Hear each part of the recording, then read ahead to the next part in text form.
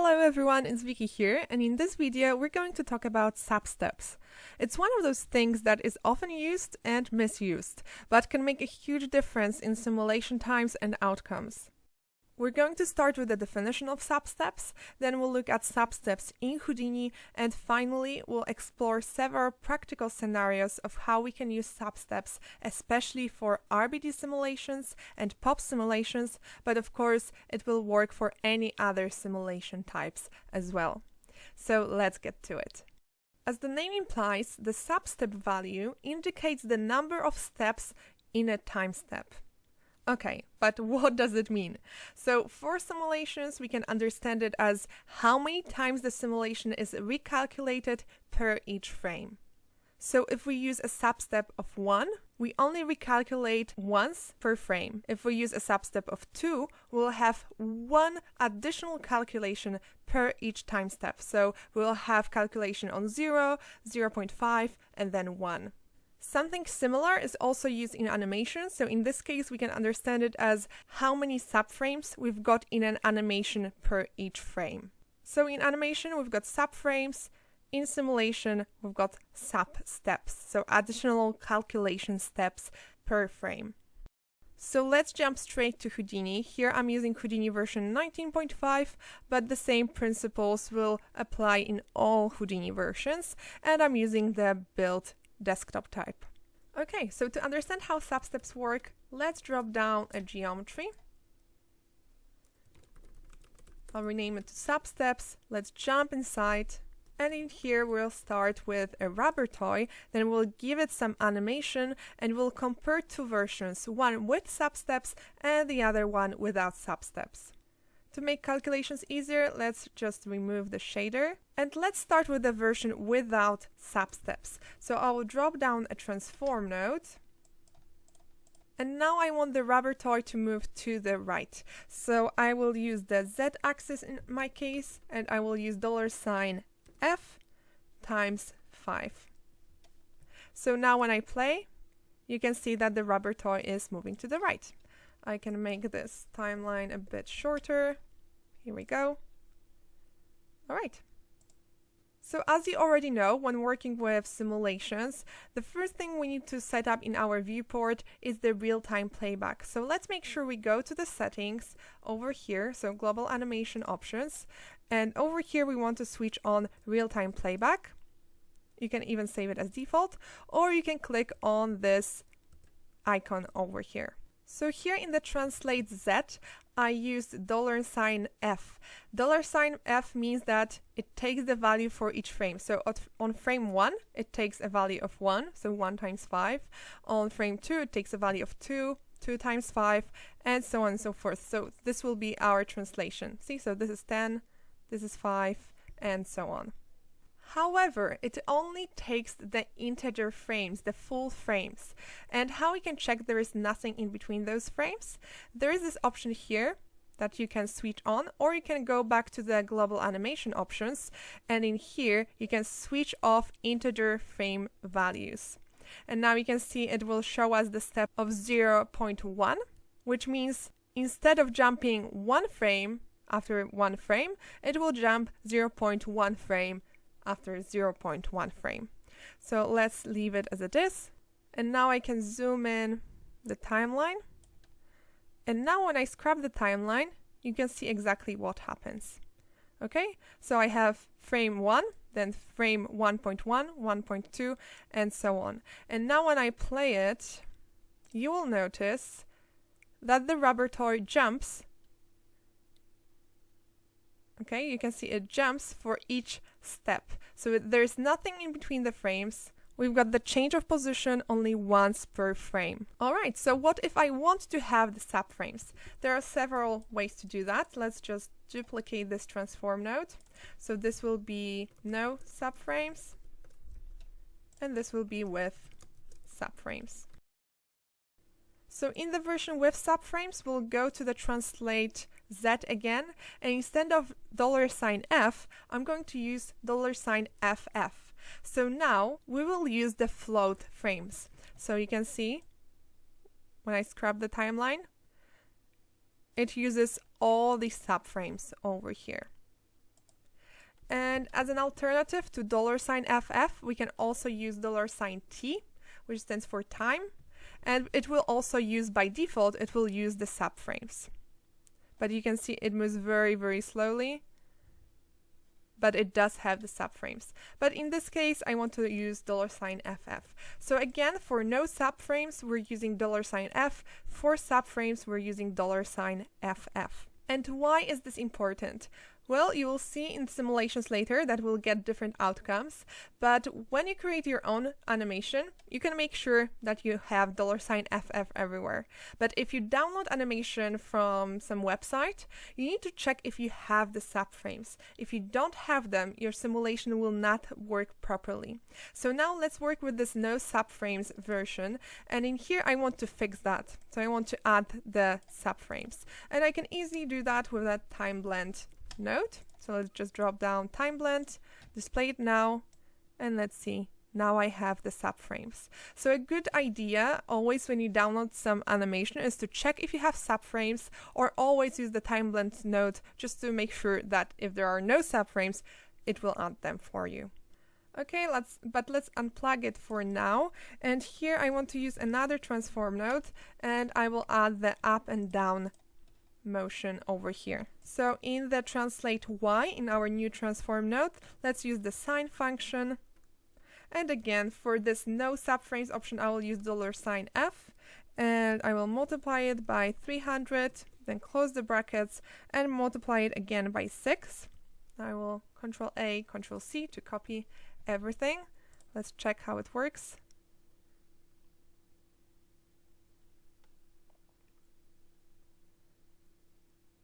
Okay, so you can see the rubber toy is moving to the right and also moving up and down. And for the other guy, so with subframes option, I just want to add another F so that it reads the float frames. And when I play it now, you can see it goes up and down, moves to the right, and we have the subframes. And you might have noticed already that these two options, these two animations are really different. So if I look at this one again, you can see that we have huge waves here. But if we look at the second option, you can see that the frequency is much higher. So let's compare them. I will just drop down null. This will be no subframes. And the second one will be with subframes. And now to just make it faster, let's pack it. And I will do the same for left and right, so for subframes and no subframes. Okay, so I pack it. Then over here, I want to use a trail node. Okay, so I'll use the trail node to see the motion of this rubber toy. So I will go to the last frame, and in here I want to increase the trail length to, for example, 100.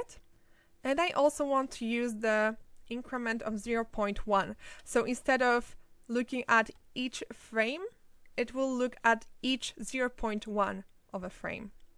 So now if I go, let's maybe decrease that even more to 10 frames.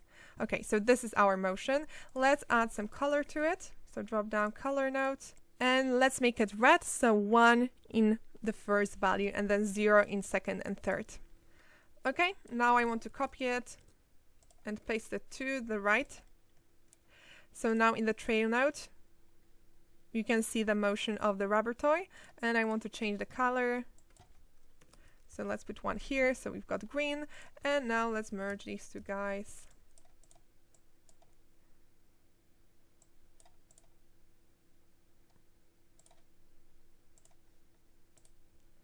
All right, so in the merge, I just swapped the order here.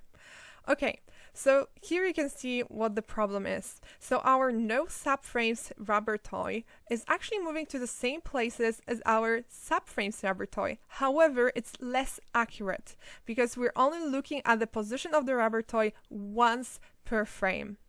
So no matter what happens here in between frames, we'll not see it. We only see frame 1, frame 2, frame 3, and so on. However, with the subframes option, the green one, we can see more detail. So we see that in between those frames, something actually happens. And this is extremely important, especially in simulations, because you will not get accurate results if you do not have that information in between frames. All right, so let's test it on a simulation. So what I will do here, let's just move these to the side. And I will use a switch node so that we can switch between no subframes and subframes versions quite easily. Okay, so let's plug in no subframes and subframes. Okay, that's our switch node. Let's check if it works. So that's the no subframes version. That's the subframes version. Cool. And now, of course, I want to drop down null, and this will be out emitter. Okay. And now in here, I want to drop down a pop network, and let's plug it into our out emitter. And I will actually close the parameter view and press P on the keyboard so that I can see it over here, and I can have my network a bit bigger. And let's organize it a bit nicer. All right, so first you can see we're checking the no subframes option, and when I play the simulation, you can see we only have new particles once per frame. Now if I switch to the subframes option, let's go to the pop network. Let's make sure to reset simulation just to be sure. And you can see again that it shows us new particles only once per frame. So why? Why does it happen? Well, if we look closely at our pop network, we can see that here when I select dop network, in Substeps, we're only using one. Okay, when I jump in and then I select the pop solver, in here, I'm also using minimum substeps of 1 and maximum substeps of 1. So what we can do here is increase that value either in the pop solver itself, so over here, or in our dop network. And now the difference is quite big, but most of the time you will not see it. Because if I increase the substeps, in our dop network in here, it will force the substeps of everything inside that dop network to be that value I specified. So if we have multiple solvers, it will force the value of 2, let's say, on all of those solvers. But if I change it only on the pop solver, so minimum, let's say, of 3, maximum of 5, it only changes it for this pop solver. Moreover, here I can use the minimum and maximum substeps. So if the simulation requires more, it will use more, but if it requires less, it will use less. And this is very important because increasing the number of substeps will slow down your simulation a lot. So if you do not need to increase substeps, do not do it. All right, so here in the pop solver, I'll increase minimum substeps to 3, maximum to 5, and let's play it again. Okay, you can see it's a bit laggy, but we can see multiple versions of this rubber toy now. And let's test the dop network version. So I changed it back to default. And on the popnet, I'll increase that to 3. Let's play it. And again, you can see something very similar. Okay? But as a rule of thumb, it's better to change it on the solvers, not on the dop network. Okay? It will be faster and more flexible, more adjustable. Okay, but what if we work with animation with no substeps? We already know that if we're using this version, we need to use the timeblend. So let's switch to 0 so that we're using no substeps, and then let's use the timeblend, and let's see now what it does. Okay, so you can see that it interpolates frames in between the frames. So we have frame 3, frame 4, and now the timeblend decides what is happening in between these frames. But what if we switch to version with subframes again, and now play it? You can see that it changed our animation. So before, the animation had this additional movement in between the frames, but with the timeblend, it got rid of it. So there is one thing that we need to remember in the timeblend node, that in the substeps option, we need to increase that value. to however substeps we want to read. So now you can see it's more accurate and it's more similar to this version over here. I can increase it even more. I can, for example, use 20 just to be safe. Here we go. So before a simulation, you can always have the timeblend node. Just remember to increase the number of substeps over here. All right. But I mentioned that increasing the number of substeps increases the simulation time. And sometimes we just want to have a very light simulation, very fast simulation. And what then? So let's just make sure that I'm not using any additional substeps, and let's play it. Okay, so I'm calculating once per frame. And then I get these gaps in between the rubber toys, in between the frames. But in pop simulations, there is actually a way to fix it. Well, fix it is maybe a too good word, but you can see that it tries to fix it. Okay, so if we go to the pop source and then go to the birth tab, in here at the very bottom we have interpolate source. And what this option is trying to do is interpolate what is happening in between these two frames that we get. So let's change it to back. And now let's play the simulation again. Okay. Let's maybe switch off the subframes so that we don't see them. All right, here we go. So now you can see that it interpolated the movement in between these frames. It doesn't look pretty. It's very simple. It doesn't know what is happening in between these frames. It only has this point and decides that it's going to be a straight line, but it's something. Sometimes it might work. So remember about this option, because it might work and you might not need to use a higher substeps value. And finally, let's have a look at the RBD simulations example, because it's the one that causes the most trouble. So in here, I've got a collider, which is just a rubber toy moving to the right. And then I have a very simple wall geometry. So if we look at these, you can see the rubber toy is going through that wall. And if I jump inside the collider, you can see it's just a rubber toy. Here we go. Then I have a transform node with $F times 5 minus 5, so it starts in the same place. Okay, and then of course the null out collider. And then on the wall, I just have a simple box.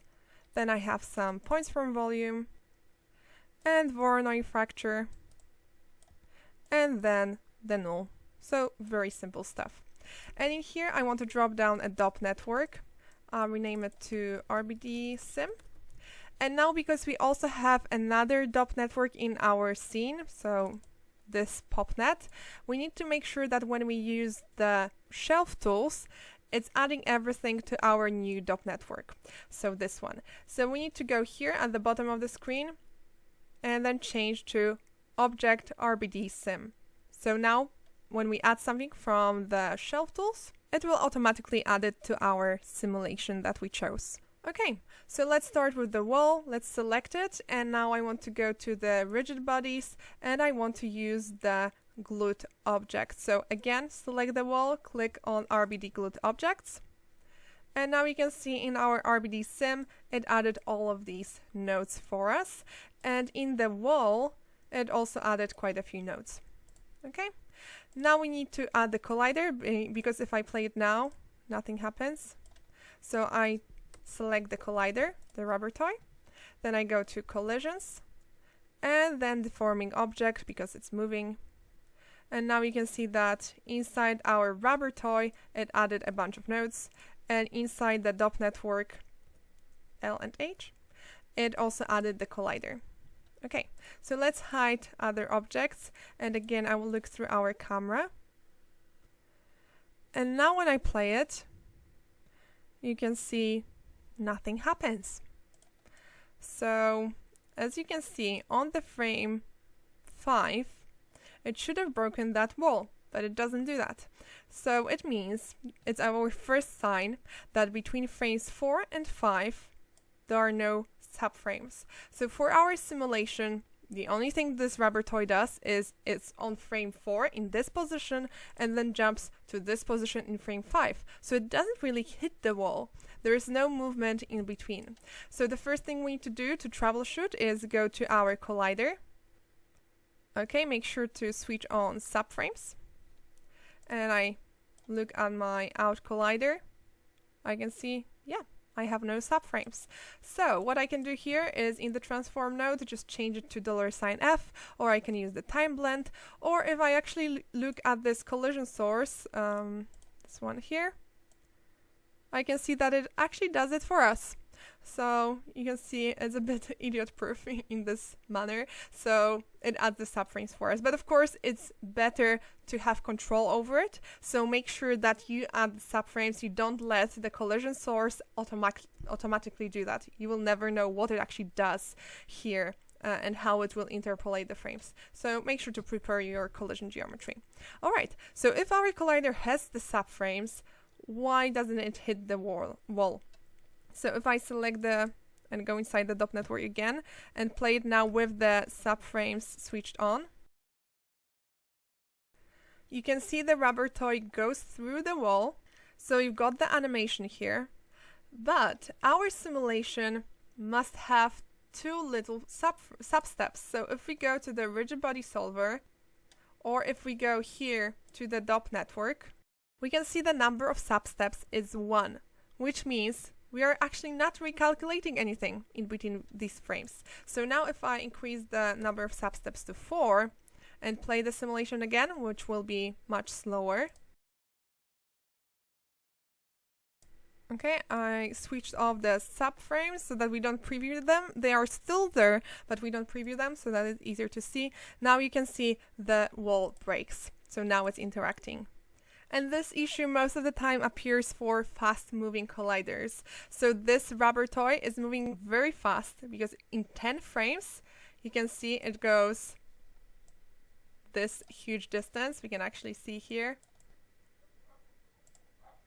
Okay, so it's 45 meters on our last frame, and on the first frame it's 0. So it travels 45 meters in under a second. So it's moving very fast. This is why we need to add more substeps. All right, and that's it in this tutorial. So we discussed the substeps, we looked at what they are, how to use them, where to find them, and also some alternatives to substeps. So remember, like in POP network, you do not need to increase the substeps if the interpolation works well. So hopefully now with this knowledge, you can make your networks more efficient, you can make your simulations faster, and I hope you enjoyed it and you learned something new. See you in the next one. Bye!